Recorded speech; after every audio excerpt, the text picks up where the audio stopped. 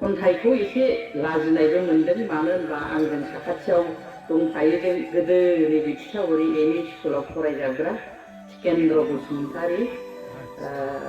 माने जों ओरैबायदिमोन बे स्कुला दरजा खोरखि गैया, ओमफ्राय एन्जुरा गब्लं।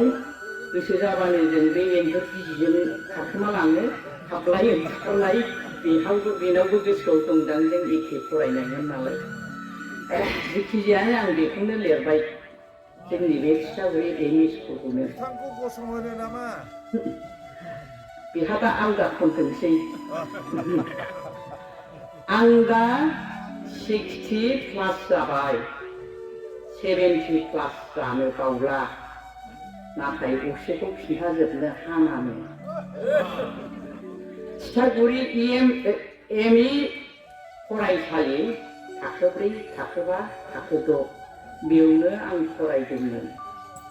रायजोफोरा बुंनायमोन उन्दै फरायसाफोरा क'क्राझारसिम हान्थिनो गोब्राब, बेखायनो थुरि जिगाब औवा खांनानै गायसनबाय स्कुल। गभर्नमेन्ट नङामोनदां। गभर्नमेन्टआ हारसा ना बर' बुजिहां बुजियाहां। दरजा खिरखि गैजोबा, इन्जुरा गिजि गब्लं, बेजोंनो हाबलाय ओंखारलाय।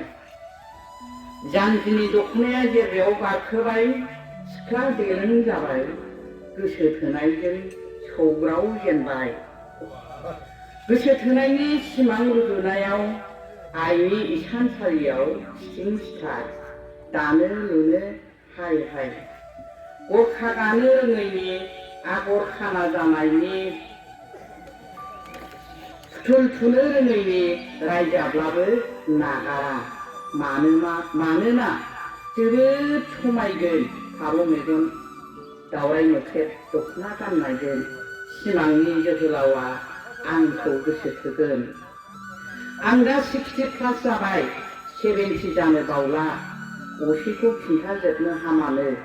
थिथागुरि एम इ फरायसालिया थिथागुरि गोजौ फरायसालि जाबाय। ख्रि ख्रि न'जों रोदोमफुरि गामि जाबाय। दिनैबो दाबो सिमांनि राजखुंगुर नागिरनो फैदों आं।